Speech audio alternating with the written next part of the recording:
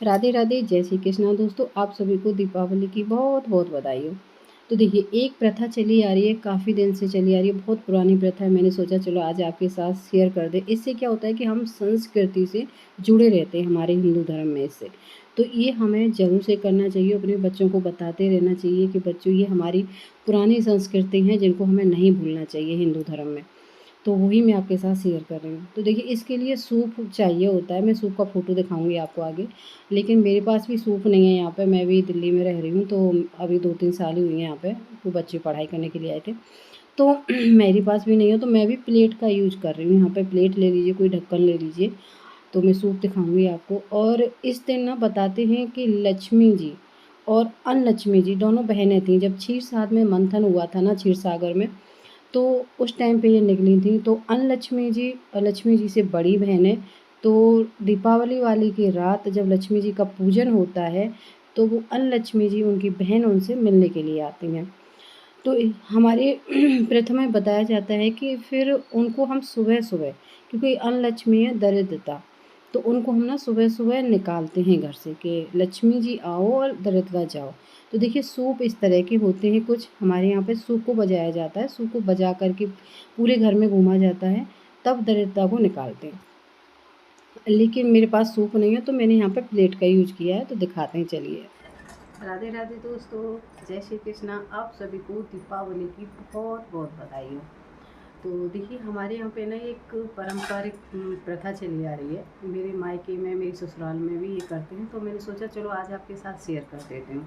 तो भी सुबह सुबह का टाइम है, कोई नहाए धोए भी नहीं है, तो मैंने आज वही इस तरीके से मैंने आपके साथ वीडियो बना करके शेयर कर रही हूँ कि देखिए, जैसे दीपावली वाले दिन हम पूजन करते हैं ना, रात को पूजन करते हैं शाम के टाइम में, और फिर सुबह के टाइम में, जैसे रात निकल गई और सुबह होती है, और 3 से और 4 के बीच में, 5 बजे तक भी आप कर सकते हो, क्योंकि देखो बाज़ार में लोग नहीं इतना जल्दी जगते, लेकिन अंधेरे में ही करना होता है ये, और ये ज़रूर से करें। ये हमारी प्रथा पहले से ही चली आ रही है।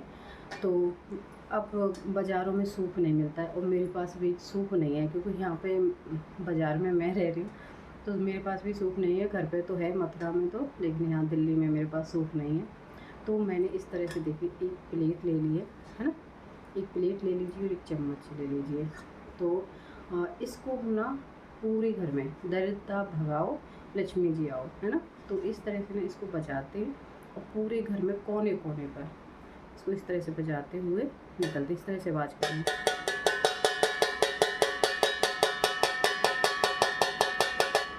तो इस तरह की आवाज़ होगी, और पूरे घर में हमें कोने कोने में इसको करना है, और मंत्र बोलते जाना है। एक एक तो बहुत से बोलते हैं, ईश्वर आओ दरिद्रता भगाओ, ईश्वर आओ दरिद्रता भगाओ, मतलब ईश्वर आओ और दरिद्रता भगाओ, भागो। तो इस तरह से भी बोलते हैं। बहुत से ऐसे बोलते हैं, लक्ष्मी आओ अनलक्ष्मी जाओ, लक्ष्मी आओ अनलक्ष्मी जाओ, लक्ष्मी आओ अनलक्ष्मी जाओ। तो आप दोनों तीनों में से कोई भी मंत्र। तो चलिए फिर मैं दिखाती हूँ आपको कि कैसे हमें क्या करना है। मतलब बच्चे सो रहे हैं, पूरे घर के सो रहे हैं, उनसे सोने दीजिए आपको, उनसे आपको कोई वो नहीं है, सो रहे हैं तो, क्योंकि जल्दी होता है ना ये प्रोग्राम, तो उनको सोने दीजिए। और ये प्रथा पहले से ही चली आई है। मैं मम्मी को देख रही, दादी को देखा, मतलब पहले से ही चली आ रही है, पता नहीं कब से।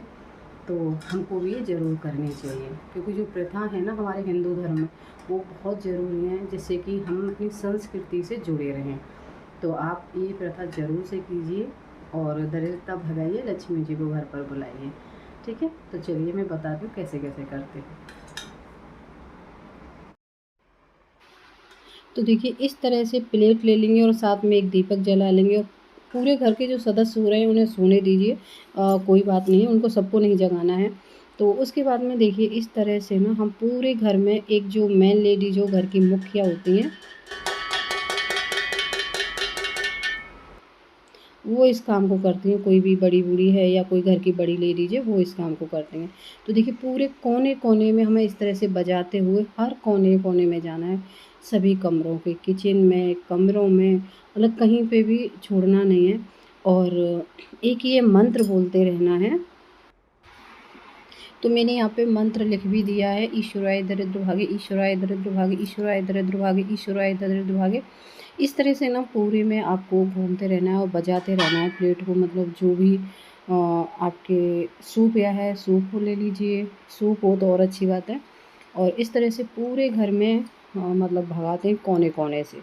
ये हमारी पुरानी परंपरा है, ये हमारी संस्कृति है, इसे हमें नहीं भूलना चाहिए। तो बस इस तरह से अभी मैं आवाज़ नहीं कर रही, म्यूट कर दी है, क्योंकि वैसे भी मैंने ज़्यादा आवाज़ नहीं करी थी कि सभी लोग क्या सोचेंगे पड़ोसी कि आज क्या है, आज तो कुछ ऐसा है भी नहीं। तो वीडियो के लिए मैंने आपके साथ ये शेयर करने की वजह से मैंने ये वीडियो बनाई है। तो देखिए बाहर अभी अंधेरा था, तो बाहर ना अब मैं तो जा नहीं सकती कि फ्लैट में थोड़ी सी जगह होती है तो कहाँ जाऊँ बाहर, तो इसलिए ना मैंने थोड़ा गेट से थोड़ा सा हट के जीने के ऊपर ही उस प्लेट को रख दिया था। तो इसी तरह से आप रख सकते हैं।